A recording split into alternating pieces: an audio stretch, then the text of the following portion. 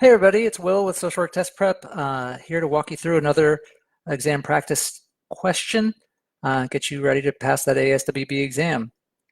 Here we go. Here's the STEM.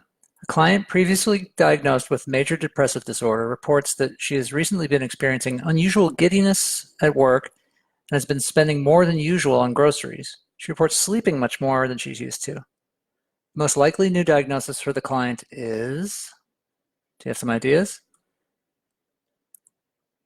The way we approach these is just, this one's obvious. What type of question is this? It's a DSM question, right? It's a diagnostic question.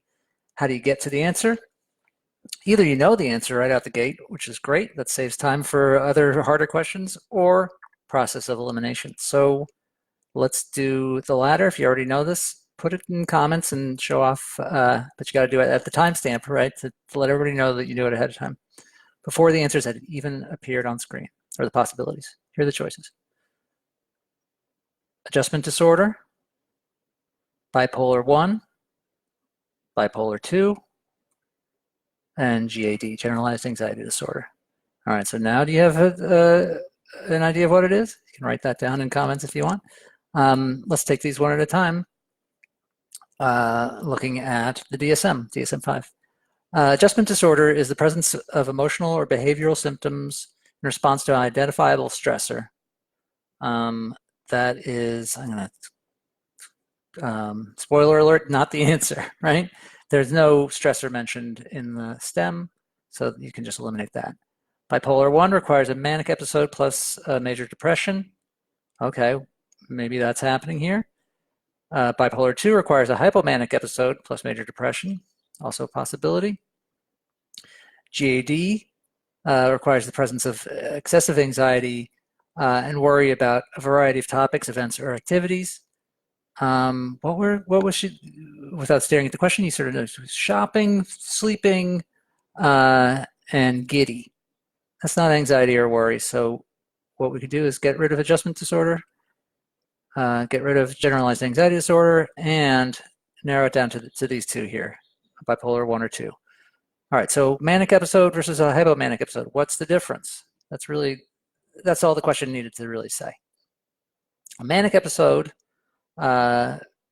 involves sustained and abnormally elevated, expansive or irritable mood for at least 1 week with at least 3 of the following: grandiosity, decreased sleep, so that's at odds with the STEM, pressured speech, lack of focus, multitasking more than usual, and taking on way too much. That's sort of part of the grandiosity. I can do anything. Engaging in risky behavior like gambling or unprotected sex, and racing thoughts. All right, so let's look back at what the symptoms are here. Pre-existing major depression. Okay, that's needed, so that's a check.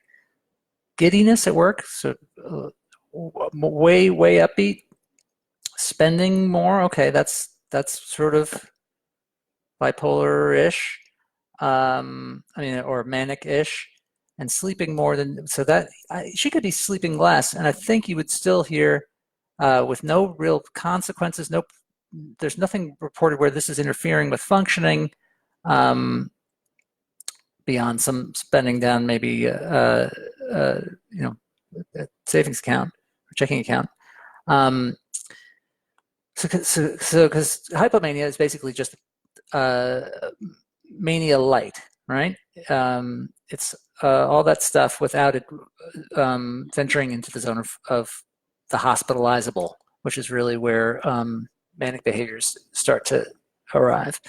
So with that general guideline, that's not out of the book. That's just looking at the definition of mania. You have your answer. Boom. We can cross out bipolar 1 because there's no mania there.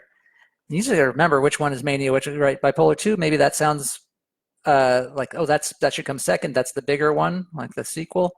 But no, it's bipolar 2 is hypomania. Now we've talked about this enough. You're going to remember this on the exam because you've gotten bored of hearing me in this brief video. All right, so you get this, you see this on the exam, and you will say, "Yay, got it," and you'll move on to the next question. and hit submit and pass the exam, just like all these people did. But just one practice question isn't going to get you there. There are tons of practice questions on socialworktestprep.com. The whole idea of these videos is to get you to go there and get practice tests. Use a coupon code PASS10, PASS10, the number 10, and that'll save you additional money there. And send in one of these pass sheet selfies once you've passed using SWTP. Rooting for you. Best of luck. Take care.